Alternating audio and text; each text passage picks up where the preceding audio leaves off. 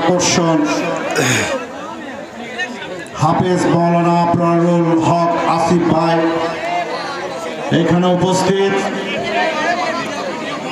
এই গ্রামের আমার মুরব্বীরা সামনে উপবিষ্ট বিভিন্ন এলাকা থেকে আগত পিতৃতুল্য মুরব্বী ভাই বন্ধুবর, পর্দার আড়ালে আমার মা ও বোনেরা, সবাইকে আমার ব্যক্তিগত পক্ষ থেকে আবার সালাম জানাই। আসসালামু আলাইকুম ওয়া রাহমাতুল্লাহি ওয়া বারাকাতুহু।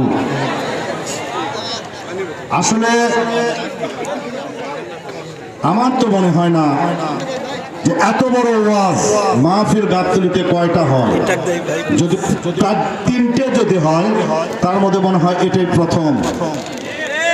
এত সুন্দর পরিবেশ, এত বড় একটা প্যান্ডেল পরিপূর্ণভাবে ভরা। কিন্তু আপনাদের কাছে আমি বিনীতভাবে অনুরোধ করব, সেটা হচ্ছে কি আপনারা কোনো হই হাল্লা করবেন না। আপনারা যদি কোনো হই হাল্লা করেন, আমাদের মেহমান সে কিন্তু বক্তব্য দিয়ে শান্তি পাবে না, আপনারাও বুঝতে পারবেন না। সেইখানে অনেক কষ্ট করে এসেছে, আপনাদেরকে হেদায়েতের কথা বলার জন্য এসেছে। সে এসেছে আপনারা কোন পথে চললে জান্নাতে যাবেন, আপনারা কোন পথে চললে জাহান্নামে চলে যাবেন, এই কথাগুলো বলার জন্য। আপনারা যদি যাত্রা প্যান্ডেলের মতো হইচই করেন, তাহলে কিন্তু কথা বলতে এবং কথা শুনতেও কিন্তু কষ্ট হবে। আমি মনে করি এমন একটি জায়গার জন্য এই ওয়াজ মাহফিলটা করা হচ্ছে, যেখানে পৃথিবীর সবচাইতে শেষ যে ঠিকানা, সবচাইতে শেষ ঠিকানা যে কবরস্থান, আর সবচাইতে উৎকৃষ্ট জায়গা যেখানে আপনার আমার সবচাইতে নিরাপদ জায়গা, সেটা হলো মসজিদ। এই দুটি কারণ জায়গার কারণে আজকে এখানে এই ওয়াজ মাহফিল। আর ভলেন্টিয়ারদেরকে উদ্দেশ্য করে বলতে চাই, আপনারা সুন্দরভাবে পরিবেশটা ভালো রাখেন। আর এই পাশে যারা আছে আপনারা সবগুলো প্যান্ডেলের ভিতরে যায় বসেন, এইখানে দাঁড়িয়ে থাকে কোনো ওয়াজ শুনবেন না। সবগুলো চলে যাবেন এখান থেকে, এতে কোনো ভাব করতো না। সবগুলো যায় বসে পড়েন। হ্যাঁ বসেন, কথা বলেন না।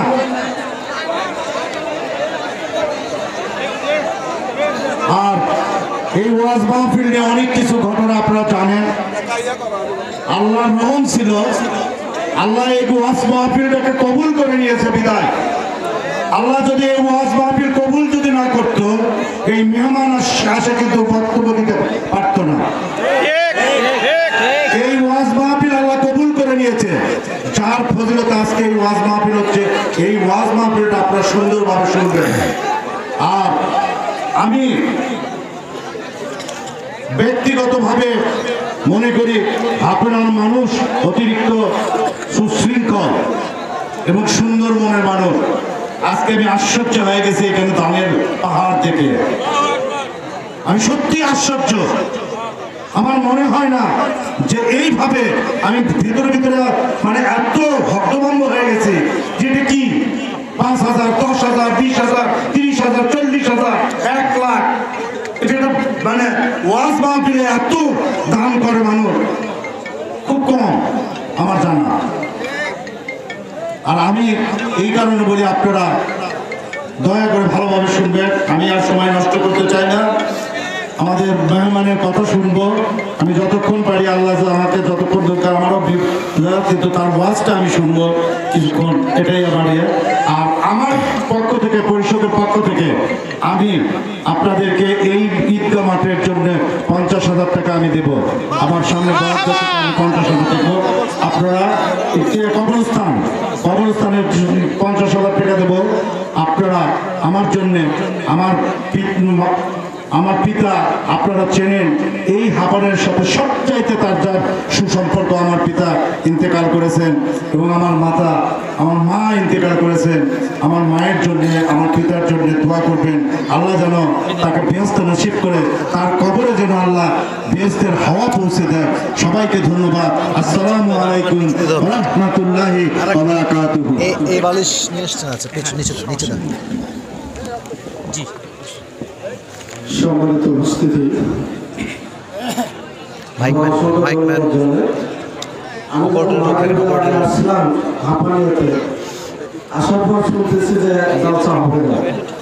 আমি অবশ্য চেয়ারম্যানকে বলছিলাম আমি হাঁপানিয়াতে আসছি, জলসা করতে হবে। ওখানে বলছিল ভাই দোয়া করেন, কতটুকু করতে পারে। আসলে আমাদের সকলের দোয়া কবুল করেছে, আজকে আমরা এই পরিবেশটা পেয়েছি। যাই হোক, আমরা সেই পেছন থেকে আর ফিরে না থাকায় আবারও আমি দোয়া করছি যারা এই মাহফিলকে বাস্তবায়ন করার জন্য সহযোগিতা করেছেন, আল্লাহ তাআলা তাদের সকল সহযোগিতাকে কবুল করুন। আমাদের কাঙ্ক্ষিত এবং দীর্ঘক্ষণ যাবৎ যার জন্য প্রতীক্ষিত অপেক্ষা করছি, সে আমন্ত্রিত ওয়াজিব জনাব মাওলানা হাফেজ আবরারুল হক আসিফ সাহেব আপনাদের কাছে আলোচনা রাখবেন। আমি তাকে আলোচনা রাখার